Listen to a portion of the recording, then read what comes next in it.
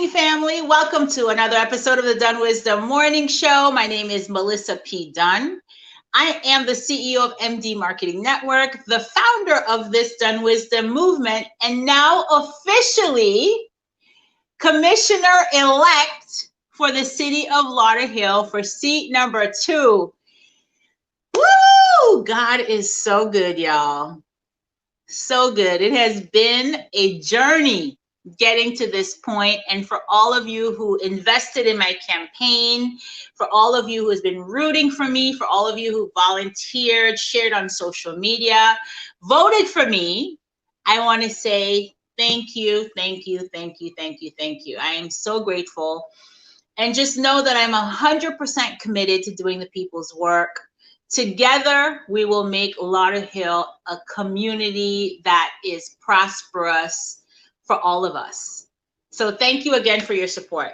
So today's guest is someone that I've known for 15 years. We actually worked together on some community development work in New York. I, at the time, was at the American Cancer Society, and she was doing her internship at the Jamaican Consulate's office in New York. And we did a lot of work together.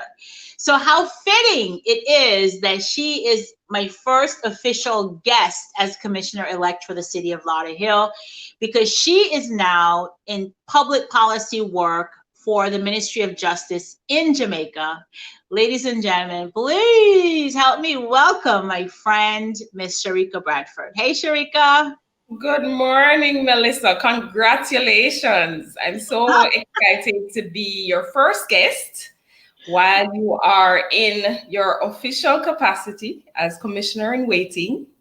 I'm very happy to see that your passion for community service has been maintained and that you continue to serve the community within which you live. So congratulations. I hope that your tenure will be one that is extremely productive, and knowing how passionate and hardworking you are, I'm sure that you'll be able to deliver on behalf of the City of Lauderhill. So congratulations again. Thank you, thank you, thank you, thank you. And you know, I think back on those days, man, that we put in New York, right when the Jamaican diaspora movement was just starting. You remember? I do. And I think that internship, we talk about sometimes life-changing opportunities. That internship was one of those moments for me. I think my passion for public service was born during that internship process. I recall the community relations officer at the time, Miss Janet Madden. She said, well, Sherricca, you are writing your resume. So whatever it is that you do here is what I would put in your letter for your first job application.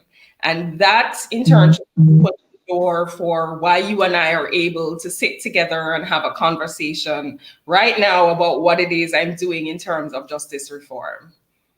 Yes, I'm so proud of you. So help me to understand. Okay, so you and I met in New York, what, 2003? About 2003, 2002. 2002, and we were part of the group with Janet Madden that kind of worked to work with a lot of other folks to get the Jamaica diaspora movement established. That's correct. Right? That's correct. And setting up the Northeast team in New York and going to the first Jamaican diaspora conference. You know what? There are a lot of people in South Florida who don't even know that I played such a large role in that movement, because I haven't said anything to anybody about it. Same here. I remember there were many nights that as an intern, and what a lot of people don't know is that at that time I was pretty young, because I actually did my bachelor's degree and finished by the time I was 19. So when you met me, I was doing my master's program, and I think I was about 20 or so. So it was a very impressionable period for me. And I am very grateful for the persons who were involved in that process, because part of what they did was they did not put any barriers to how involved I got in the process. And that included engaging with partners like yourself. So that really was an experience that I have to give a lot of credit to. Because it helped me to develop the cojones, because the Jamaican community can be quite interesting. So, so yes, we did do a lot of work, especially in those early days, to get the diaspora movement up and running. Yes, for sure. So what happened? What helped me to understand your career trajectory after you left the Jamaican consulate in New York? You moved back to Jamaica, right? Am I remembering correctly? Yes. After I left the consulate, I actually, through Miss Madden, was recommended. I got a recommendation from her. I joined Jamaica Promotions, or JAMPRO, which is the investment and trade arm for the Jamaica government. And I spent about 5 years there. And at that time, it was a very interesting period, because we were just about receiving a lot of investment from the Spanish hotel chains.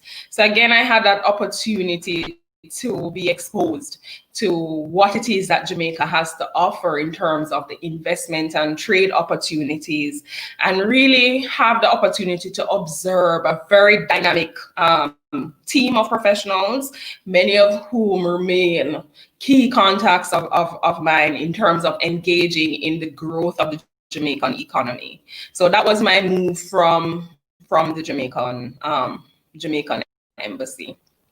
Fantastic, fantastic. And since then, you've had a really tremendous career in working with international agencies, as well as working with the Jamaican government. Yes.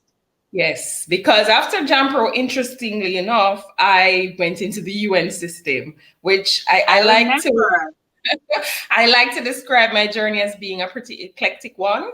But in truth, all of the functions I've had in this particular role that I'm in now at the Ministry of Justice, it pulls on every single one of those experiences. So for a number of years, I served as a coordinator for the UN program in Jamaica. The UN agencies, there are roughly about 9 of them in country. And part of what I had to do was, at the time, they were going through the introduction of what they call the One UN program, where they sought to design a strategy to have all the agencies work together in the delivery of their development programming. So part of my function was to try to bring the agencies together through direction from the resident coordinator to see how best the collective resources of the UN system could be leveraged to support the initiatives of the Jamaica government. Since that role, I have picked up several roles as coordinator for several development agencies, and my role now in the Ministry of Justice, interestingly enough, is coordinator for criminal justice reform, which also requires a bit of coordination with respect to the ministry's donor engagement. Listen, I am so proud of you. I can't even begin to say and quite frankly, hey, good morning. Thank you for watching. Thank you for watching, Ethel. Good morning. Good morning, Jody. Thank you for coming on. Joy, yes, Commissioner. Listen, Joy, I'm just like, whoa.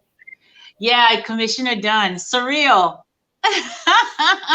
Thank you. Thank you so much, guys. Thank you, Toya. Thank you so much. I really appreciate you watching this morning. And thank you for all of the love and the congratulations. I'm so proud of you, because I had no clue at the time that we were working together that you were like barely 20 years old. I had no idea. Right. Yes.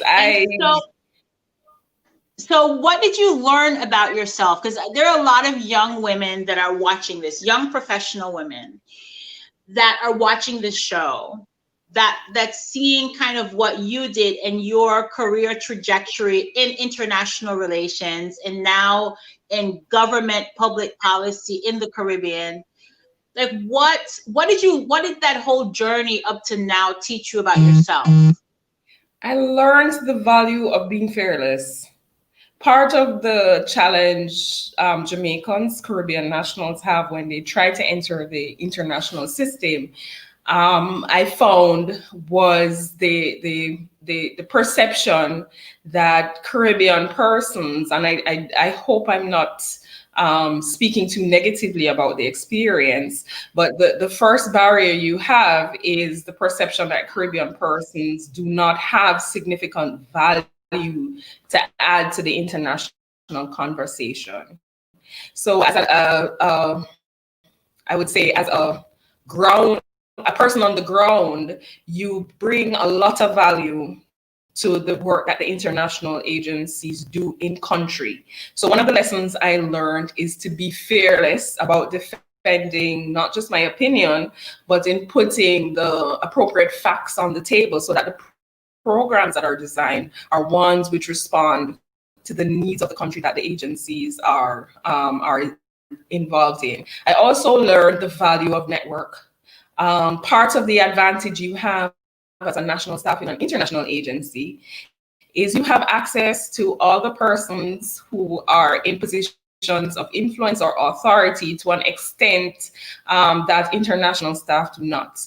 Persons are a lot less hesitant to speak the truth of what they think about a particular program or project to somebody who they consider to be more trustworthy, more relatable, somebody who they can identify with in terms of their own experience of what the project or program has done in the past and what the potential impact could be. So I've learned that you really need to, as a professional, you really need to be conscious of what it is that you're doing and the type of influence that you're able to leverage. And you also have to look out for the persons who are coming up behind you. So because I'd had that very valuable internship, part of what I did when I was coordination analyst with the UN is I approached the university and I said, send me 2 interns. And I had 2 persons working. So for example, we had a visit from the UN Secretary General. This was my baptism into the system. He went to the heads of government meeting, the CARICOM heads of government meeting. And because I was the coordinator in country, I had to assist with coordinating his first visit ever to CARICOM in Jamaica. So I said to the university, send me 2 interns. Because I remembered how impactful my internship had been and how much it had opened the door for not just my first job, but an entire career where I was able to pull on some of the experiences. And as an intern, you are someone who you can be corrected, if you understand what I mean. When you enter and you're in a job, you tend to try to fake it until you make it, until you're comfortable in the job. But as an intern, you're able to ask the dumb questions. You're able to be guided. So I wanted for other persons to have that experience and to be able to pass on whatever knowledge I would have picked up, having flitted in and out of public policy and in and out of international agencies. I wanted to be able to pass that on.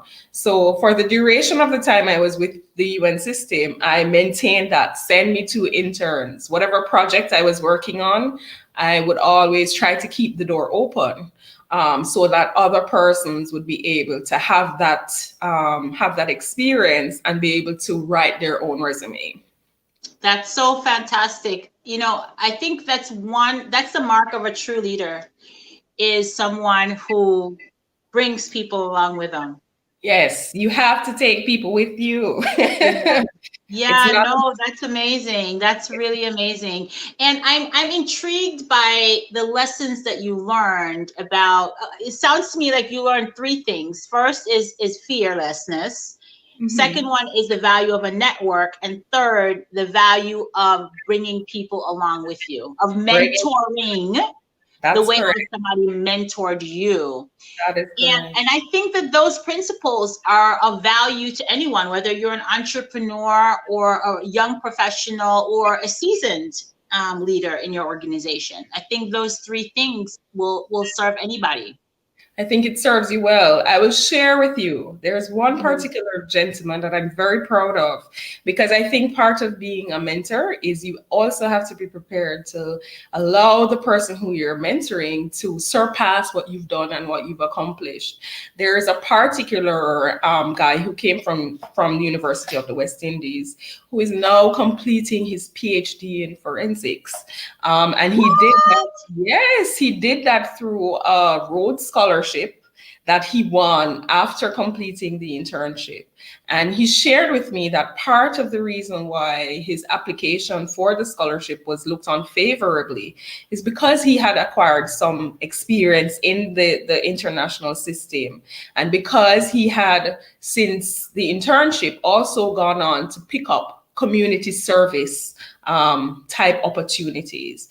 So he said that because of the internship, he looked on the whole idea of volunteerism as not something that is negative, as not something that you're giving free labor, but as something that could ultimately contribute to building his career. So for me, that was a proud moment, because Yeah, I felt as though I had a hand, although I'm for sure sure. he has worked really hard.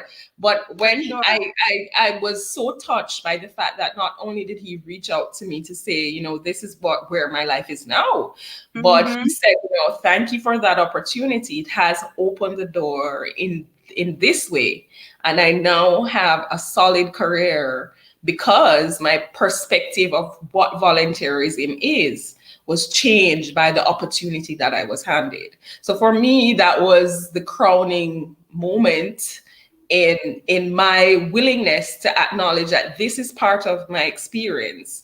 Right, right, Serving my right. community and being part of the fabric of my community is bigger than what I can get from it. And even at the ministry, there are several opportunities that have been presented to me where I could have said, because I did shift into consultancies, but I feel as though I have a bigger purpose by learning a little bit more about how the system works in my home country, and contributing in my very small way of saying, based on my experience in the international system, this can be done a little bit differently. And I will acknowledge that even at this stage in my life, I'm still learning. There's a lot that I've learned from being in public service. There's a lot that I've learned that I would have said this thing in the international system is a best practice. But being in government, I realized that no, the international system may have gotten it wrong. And how it is done Mhm. locally serves the local need. So there are a lot. I think part of the experience also is being open to being wrong and being open to be a lifelong learner, and being open to continuously developing yourself. So there's a bit of humility that comes with that, Sure, because sure. you have to acknowledge that my understanding of something is completely imperfect. So that is part of my lesson learned, or my takeaway from No, my journey. those are really powerful. Those are really powerful tips that you just shared a while ago, words of wisdom. Because when you're open and you look at things as a beginner, Right. right? When you look at things through the eyes of a beginner and you're open to learning and asking questions that you don't know what you don't know, Exactly. That is then it. yeah, then to me, that leaves room for innovation, that leaves room for inspiration, that leaves a lot of room for collaboration, which, I mean, you and I both know that nothing gets done in government without collaboration. That's correct. That's correct. Yeah. Right. So the reason why I was like, listen, girl, you got to come on the show for us to talk is I just saw on Facebook that someone just passed the bar exam and went back to law school. And so now you are officially, do they say barrister in Jamaica? No, they say attorney, and I'm officially an attorney in waiting because Oh, okay. I'm still going through the process of being called. So how that process works is once you've completed law school, you're given a certificate in legal education, but there's still a procedure that you have to go through. The General Legal Counsel still has to vet you to ensure, for example, that you do not have a criminal record and that all the qualifications that you've presented are authentic and they are what you say they are. And then you have to go to the Supreme Court, and through another attorney, you have to wait to be called and present it to the court as somebody of fit character to appear on behalf of persons. So I'm at that second part of the process. I'm now about to go to the Supreme Court to be called. So that is where I am. But yes, I took on the challenge of going back to law school Wow. mid-career. Well, listen, my friend, I'm so proud of you. Congratulations. Yes, Thank you. Toya, shout out. Congratulations. I'm so proud of you. So, how are you going to, like, what's your plan once you become a full-fledged attorney? Are you going to continue working for government or are you planning to go into private practice? Well, for the next 2 years or so, I will continue to work in government. I think there is a lot to be learned about the functioning of the justice system. I think I am in a unique place where I get to see both the positives of the justice system, being directly involved in the justice reform program, as well as some of the challenges that the justice system has to face. So one of the initiatives that I was involved in, I guess I can speak on it because it's in the public space, is the whole idea of the introduction of technology to the justice system. And I've seen where that particular project, which I came in on the tail end of, but was able to assist in delivering, I've seen where with the onset of the COVID-19 pandemic, that has been the one of the things, along with the vigilance of the persons who work in the courts and the persons who work in the administration, the court management services.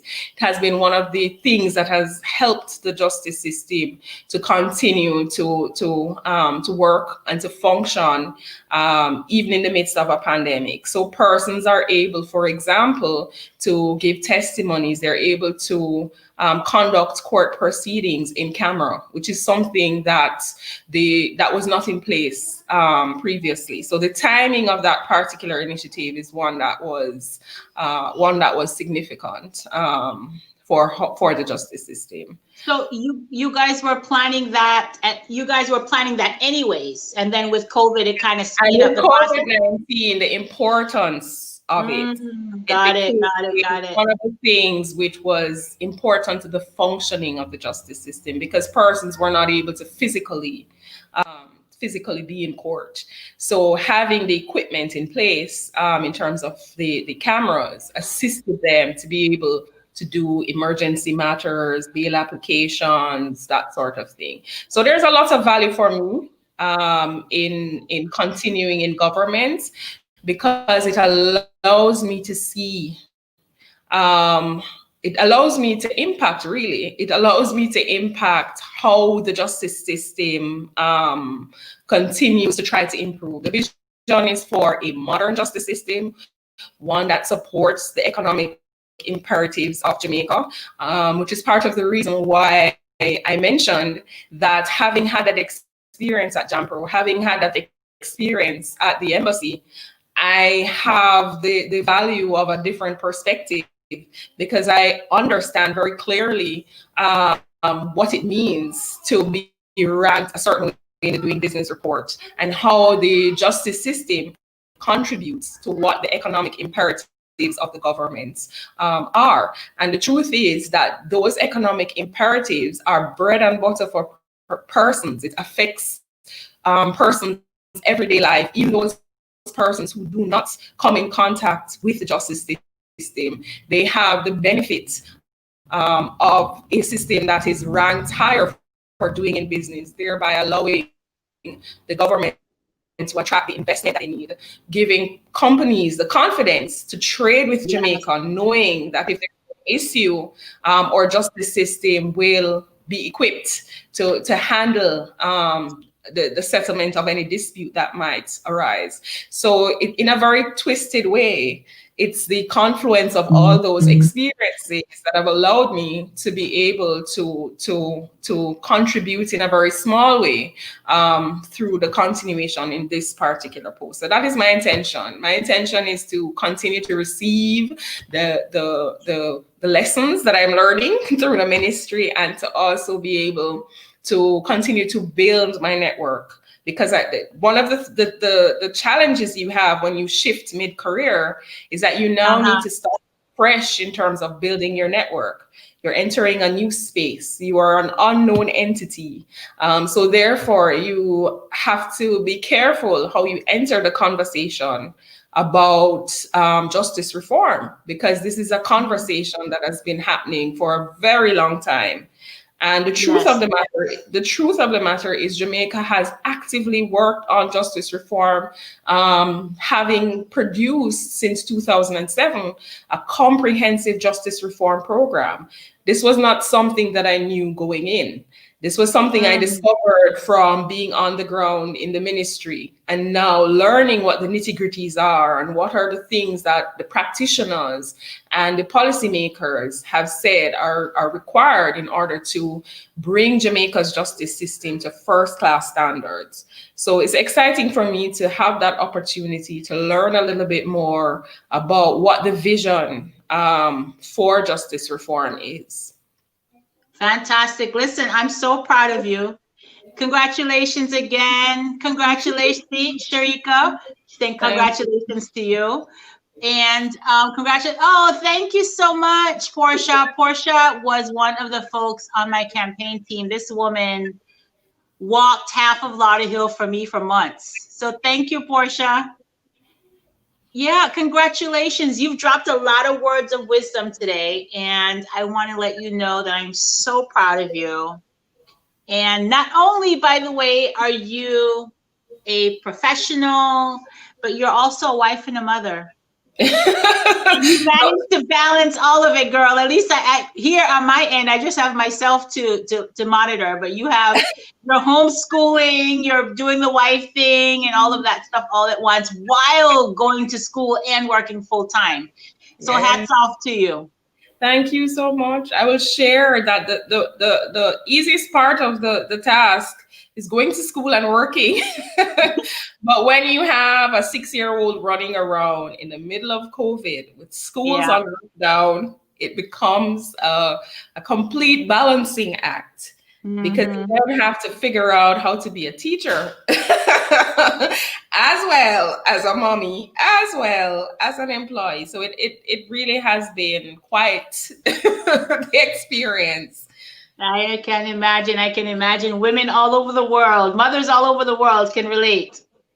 And I also have the deepest appreciation for single mothers because they have the added responsibility of being the person solely responsible for the welfare of their children. So I think this pandemic has stripped away a lot of the unnecessaries in our life, because part of what I had to do was I had to acknowledge that there's some things that I really do not need in order to ensure that my time is used efficiently and that I don't fail my child, I don't fail my employer. I had to really prioritize. And I found through my interaction with other friends that this is one of the things that this pandemic has really stripped away, all the unnecessary things, all the things that take up space in your life that really are meaningless. It has really put a focus on what the things are that are most important. Fantastic. So if you had one final words of wisdom for our audience, what would that be? Be resilient. I'm sure this is a conversation, or this is a takeaway that you yourself can and probably relate to. I think along your journey, you have to be conscious of what it is that you want to accomplish, and you also have to be willing to drown out all the voices of negativity that may arise, and you also have to try to put some blinders on and remain firmly focused on what it is that you have to do. I remember sharing with a friend of mine, there was a point in the law school journey where I really thought I could not do it. And I felt very much like throwing in the towel and just staying in policy and forgetting about my passion for law. And she said to me, well, Sherricca, if you don't fight for yourself, nobody else is going to do it. So you have to figure out where you're going to get that self-motivation and just get it done. So if there are any final words of wisdom, that is it. You have to fight for yourself, especially if you are a woman of color and you have a passion for something. You have to be blind, you have to be deaf, sometimes you have to be dumb, but just stick close to whatever. Yeah, sometimes you have to zip, because I don't know if you recall, I was always one of those persons who was extremely feisty, and I've learned the power of I've learned the power of an arched eyebrow, because sometimes I remember the fire.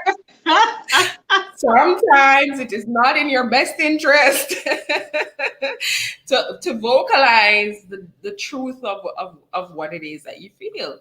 So you have to learn how to put those blinders on and just remain firm on what it is that you want and fight for yourself. So with those final words of wisdom, congratulations again, Melissa. Thank you. Thank you. Thank you. I receive it. I receive it. Thank you, Sophia. I'm grateful.